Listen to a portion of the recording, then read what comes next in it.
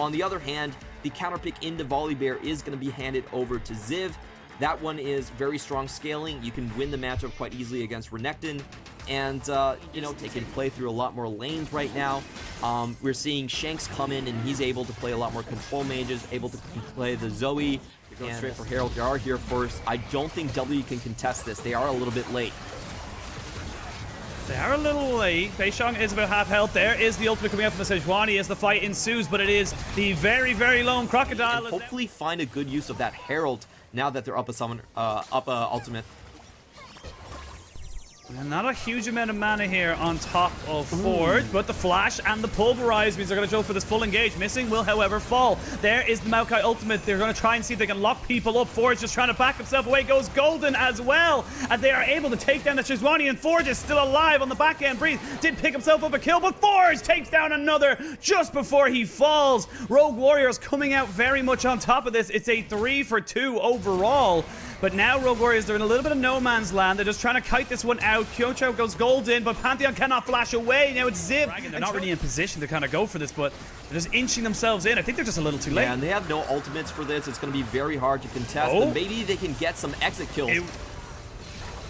The Skyfall comes in, but Harrow's in no man's land and he gets completely taken down. Now the fight's very much in favor. They have to make this pick composition work. They have the Zoe, they have the Pantheon, but they haven't found the picks just yet. Oh, speaking of picks, Forge gets their targets wisely. Shanks is the easiest one on the map to hopefully get something on. They don't find it, and here comes Beishong.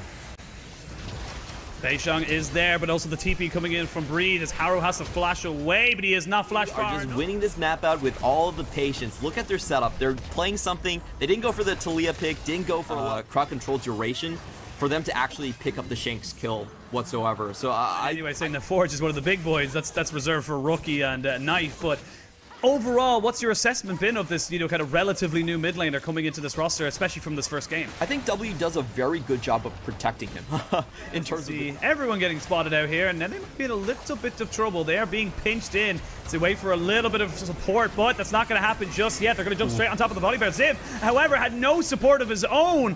Wanted to do a gambit, and it didn't pay off. Way more members than he expected. Honestly, just from a positioning and kind of wave management point of view, this has been perfect from the side of TWE. As I say that, Jomong! Cleanse used. Gonna be forced to cleanse, and he's gonna be... Oh, does he die? Yes, he does. There is enough health, or maybe third. And overall, it feels like it's just Rogue Warriors. They're gonna have to fight here. They don't really have a choice. They're getting some good chunk damage onto the likes of Missing, and there goes Jomong! Jomong has to go and try and fight everybody. It's a flash in from Missing as he goes with the Pulverize. It's a great Pulverize down, but with 2 quick kills. However, Jomong being on that side of the map was a little bit weird.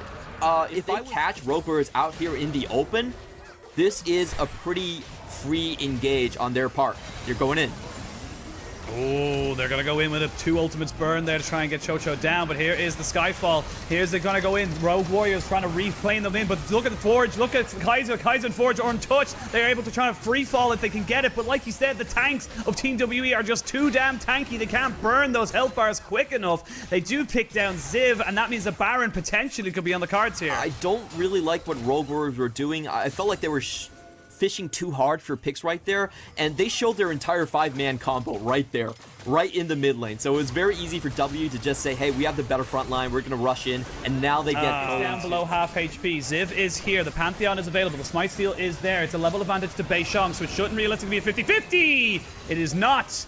They throw in a couple of Qs, but nothing goes down. WE pick up the Baron. That paddle star did get me gasping right there. Jomong getting caught out twice.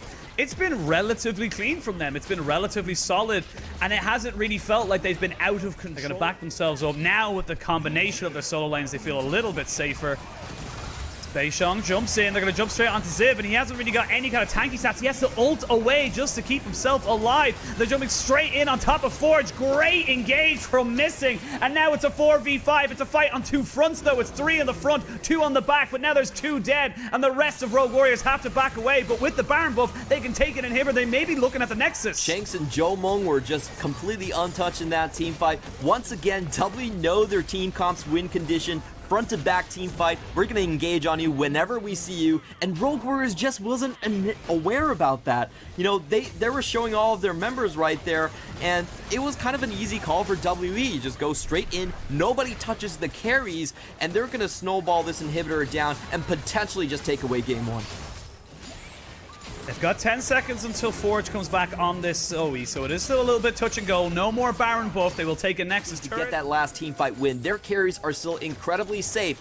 How are they going to make it past the ramp? They aren't. Oh, they are not, and that is going to be the KaiSser down. That is your biggest source of constant DPS dead in the water. Ziv dies again. He's up and he's down. 0, 4, and 5 on the Volibear, and they jump straight onto Forge. They're not done here. Team WE want to take away everybody's life. It is only the Maokai left alive, and with a bot wave pushing in, they're going to push themselves straight onto these inhibitor and Nexus turrets. What a clean game coming in from WE. It was an absolute statement on how they are going to approach this season. They're going to come in slow and measured. They're still going to incorporate Jomung, who was their biggest carry in the last season, and they're going to play around him